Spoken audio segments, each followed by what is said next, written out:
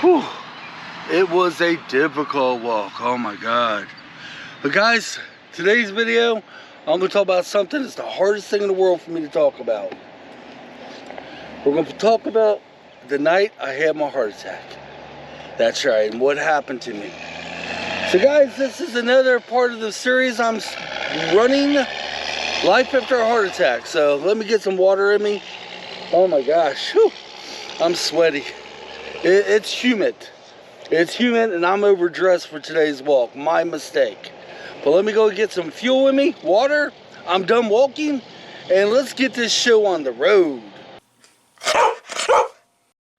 Okay, we're gonna do a little bit of a slow walking to cool down a little bit more. But guys, I've actually was able to talk about this in the earlier years after my heart attack, but not to this extent. Today, this is very difficult for me to talk about, but I'm gonna put it out there because maybe it might just help somebody. Okay, at the end of this video, I'll tell you how it might help somebody. But guys, I want to talk about, here it comes, out-of-body experience. I don't know, when you die, go to heaven, go to hell, out-of-body experience. I'm going to tell you what I experienced, or what I seen. Okay, let's slow down the walk a little bit. I should stop, but I'm too hot right now. Let's start from that night that I had the heart attack. Okay, right off the bat, I had a burning sensation in my chest, the middle part of my chest. It was really, really bad, like a hot poker in me. Then it moved over to the left side of my chest and went down my left arm. Next thing you know, my left arm got numb. I knew then something was happening. Didn't want to scare my children, so I told them I had to go to the emergency room because I had a bellyache. And I called my wife at work and say, hey, I didn't want to scare her. I think I need to go to the ER. It must have been something I ate. I think I got food poisoning. And she took her time coming home because she didn't know it was emergency. She got home, then that's when I told her in the car, I was like, I may be having a heart attack. Get to the hospital, and that's where it started. Immediately I got in there, they checked my vitals, they knew I was in cardiac arrest. They pulled me in, immediately ripped my shirt off me, put these weird things all over my chest, and blah, blah, blah. Took a handful of aspirin, shoved it in my mouth. The doctor was literally doing this to my mouth. Asking me to swallow and put more aspirins down me. And then he's looked over. Angie was in there, believe it or not. Angie was there. It's like, he's going to be airlifted. We're not equipped for this particular of a cardiac arrest. He needs to be airlifted to Cincinnati, Ohio. So they basically was prepping me. They had the helicopter coming in, and on the way to the helicopter pad, my wife had asked the doctor what my chances were, and he says not good. Not good at all. Now me, I'm very much aware of what's going on. I'm in a lot of pain, but I'm pretty much kind of aware of what's still going on. So I grabbed my wife's hand. Now listen to this, because this, at the end of the video, I want you to remember this more than anything. I'll tell you why. I grabbed my wife's hand. I says, tell our children, I love them. And you, I love you too. You've been the best wife. You've been the best person. I love you. And of course, Angie says, I will be right behind you. You're going to be fine. I will be. Now to drive there, it was going to take a little bit more than an hour.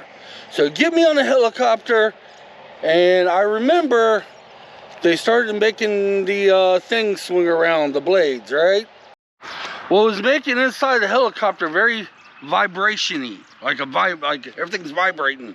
I remember the nurse, and there was a doctor there in the helicopter, says, as soon as we get airborne, that will stop. Well, we get airborne, and this is all I remember. We get airborne, I was like, you're right to stop, and that's all I remember. That's the first time I died. They somehow brought me back on the helicopter.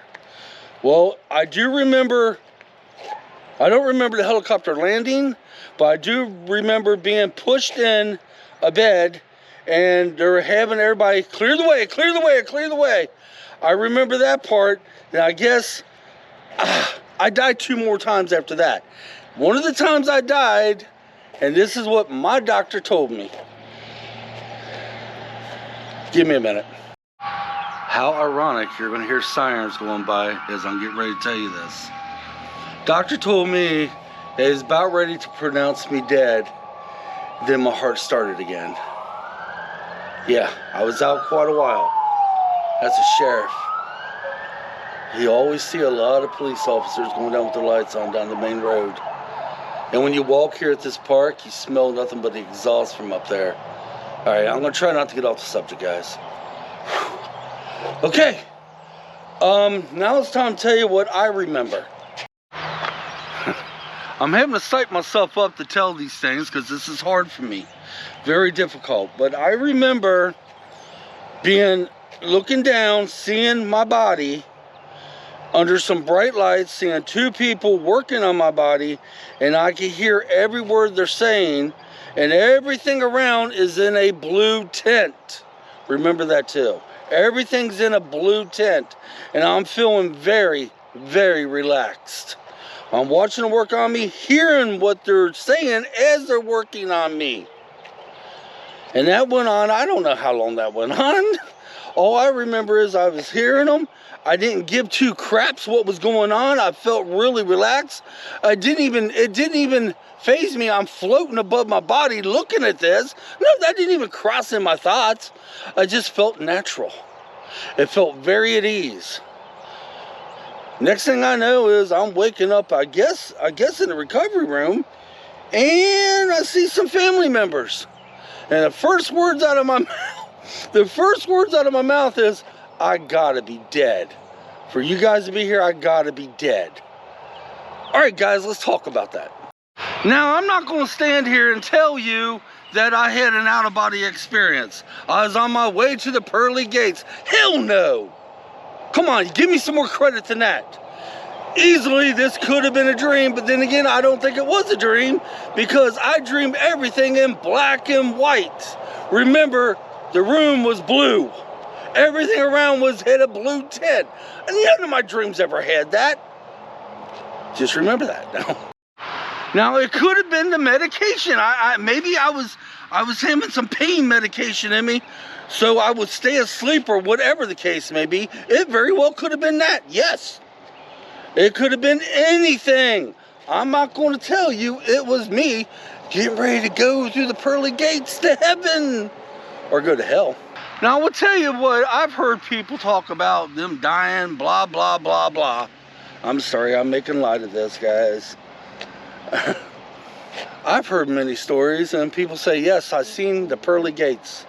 I seen lights. I heard my loved ones. I didn't see or hear any of that crap. None of it. Some people say they even spoke to God. He wasn't talking to me. At least I don't think he was. So that kind of stuck with me, right? So finally I was released out of the hospital about a week later, I'm guessing. And then I came home for about 3 days. And I was getting ready to go to my first doctor's appointment. And the doctor I was getting ready to see, nope, that's not true.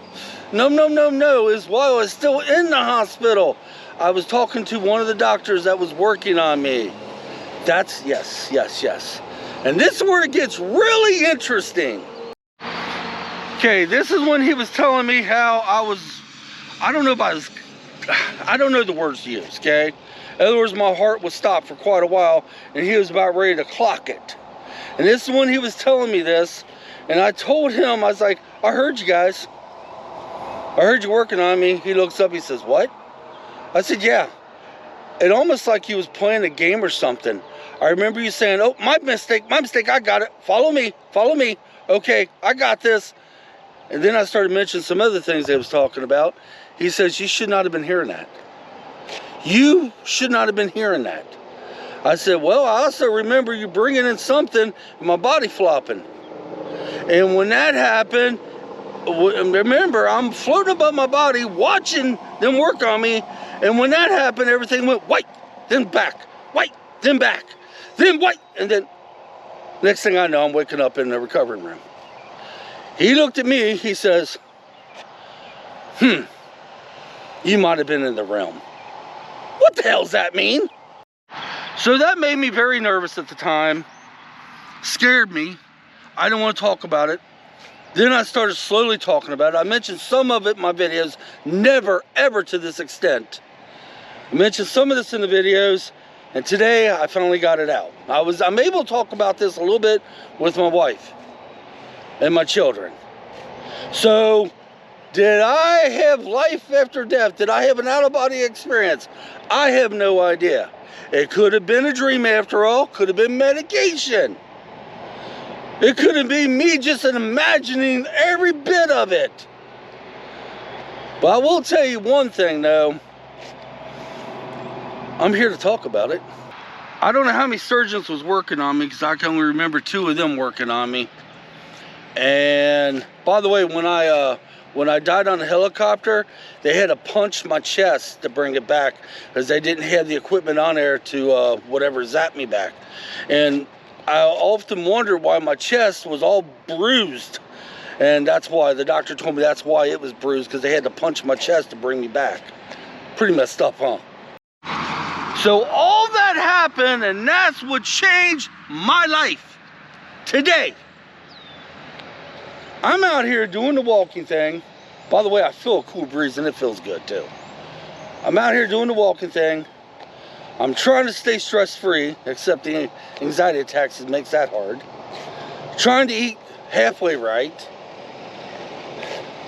I didn't do all this crap before the heart attack. No. I took life for granted. And within a blink of an eye, it was taken away, then given back to me. That would be on another Life After Heart Attack. We'll talk about that.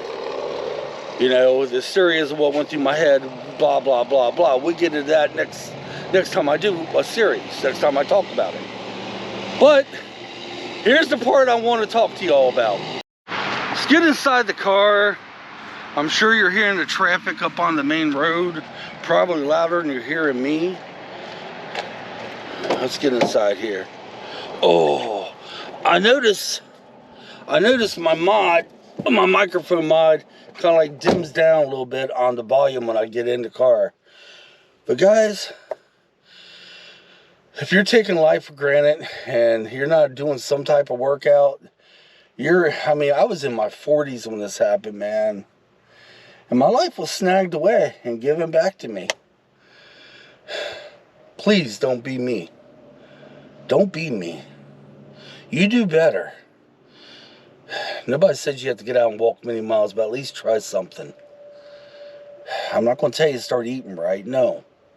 But I'm going to tell you, try to make things stress-free. And believe me, if things are bothering you, that don't mean squat. Because any problems I had at that time, when I was telling my wife goodbye, I had to start telling my children, none of that mattered.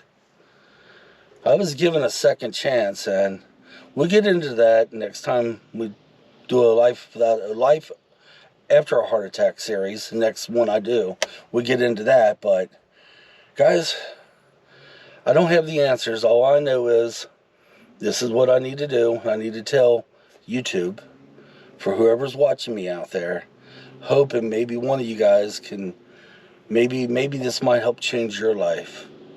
Maybe you start getting out there. And does it mean if I actually walked before I had a heart attack, would it save me? Maybe if I did it a couple years before, yes.